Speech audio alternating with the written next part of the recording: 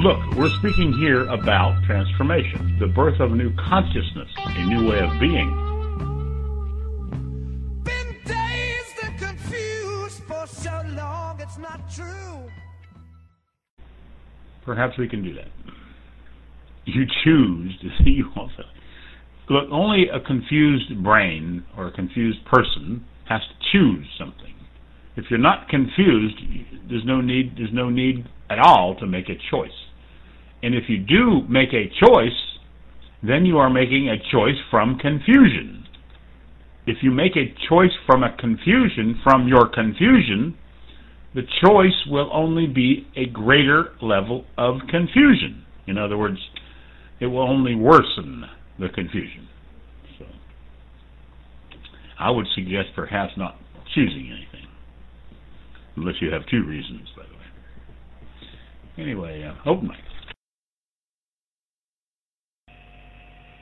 But Edward, I am confused.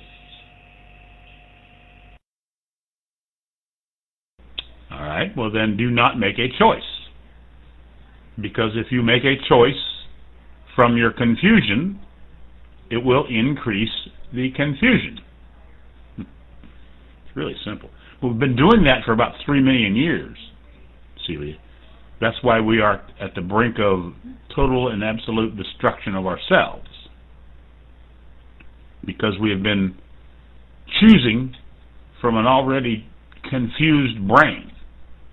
And every choice that we make from a confusion simply greatens the confusion. It makes it worse. So every person's child is more confused than the parent. And it only can become apparent if you look at the grandchildren or the children. If you can see it as it goes down. In other words, every generation is dumbed down from the last generation. It's dumber.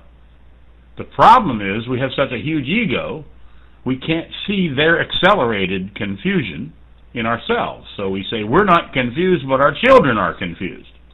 And our grandchildren are confused.